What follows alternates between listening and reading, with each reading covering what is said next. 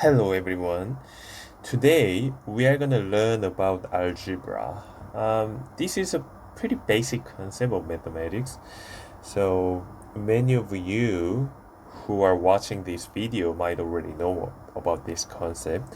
But just let's quickly go over some important terms and why they really matter.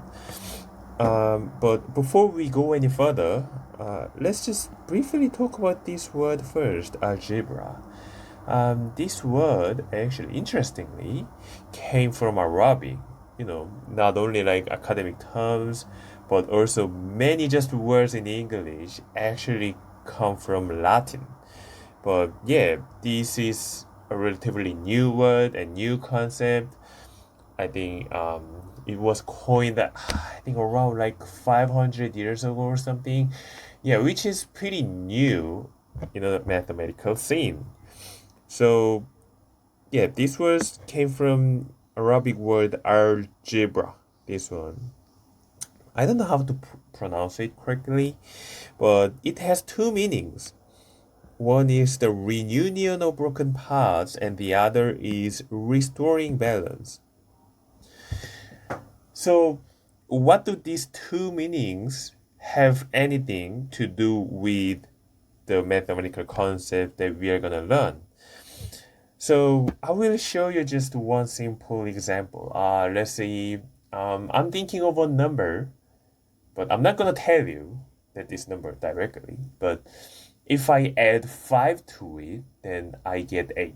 Yeah, let's write that down. I have one number in my head. If I add 5 to it, then I get 8. Then what is the number? It is an easy question, then, and everyone who is watching this can guess correctly. This is 3, actually. Yeah. How did you know this was 3? Because I don't know, everyone knows 3 plus 5 equals 8, and you say something plus 5 equals 8. So yeah, it's easy.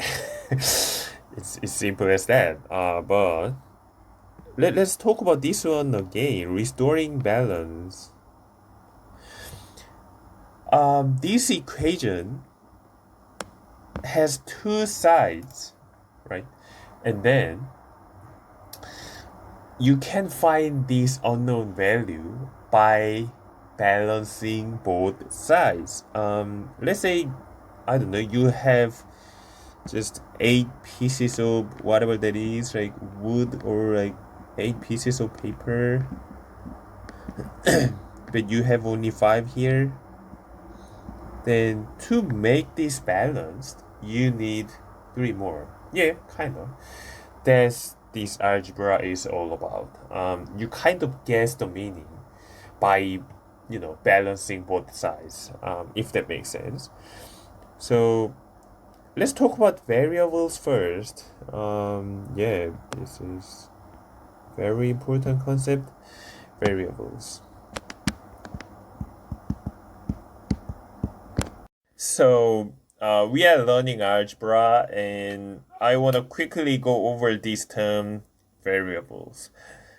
We just solved one equation, this one, and during the process, I mentioned one imaginary number, one number that was in my head, and I also mentioned if I add 5 to it, then I get 8, and then I wrote down this equation. From now on, we don't really want to say like, unknown numbers or a number in my head or just question marks all the time. So that's why we started using some letters to represent unknown numbers. These are X, Y, and Z. Yep, I only wrote 3 letters, but there could be many numbers that you might come across. It could be A and B and C, or like even D, E, F, or like there are other kinds of numbers, probably from Greek, I guess, like alpha, beta, or gamma.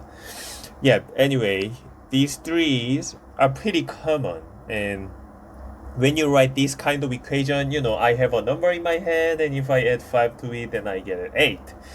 So this is basically same as writing x plus 5 equals 8. Yeah, then if you come across these kind of equations, then you know, okay, x is unknown at this point, and I want to find the value of x. That's how you get like x equals 3.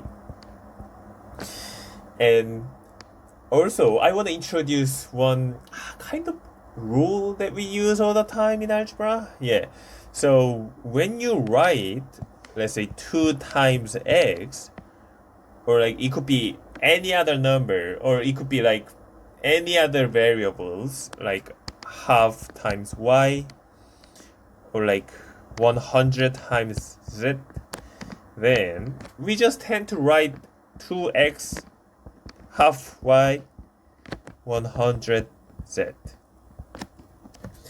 So this only works for variables and numbers, not only numbers. Let's say if you see 27, then usually it means 27, not 2 times 7, because 2 times 7 equals 14, obviously.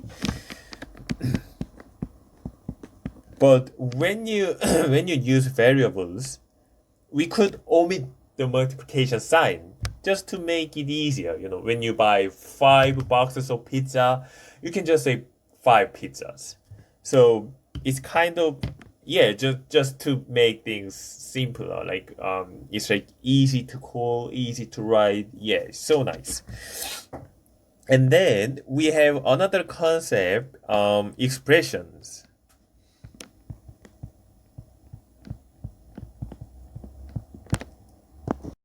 Let's get into expressions. To explain what expressions are, actually it is better to compare them with equations.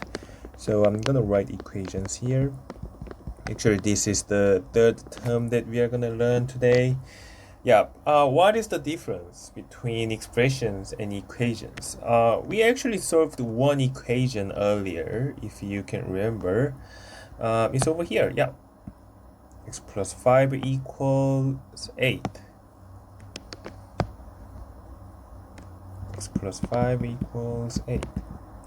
And you can see those 4 letters at the beginning, E, Q, U, A, which is suspiciously similar to equal. So when we talk about equations, there should be an equal sign. So that's kind of just only rule that you need. While expressions, yeah, it's kind of opposite. You don't need, well, there's no equal sign in expressions. Like for example, x plus 5. It could be anything. 3x plus 8. Yeah, or it could be like y or z. Y plus z plus 9. 100z minus 9. Yep, these are all expressions. You don't even need a number like to be an expression. Maybe x plus 2y. Yeah, this is also an expression. If you put an equal sign to like any of these expressions, then you can just like, yeah, make it an equation. That's like simple as that. Especially like when it comes to expression, I want to introduce one more concept called substitution.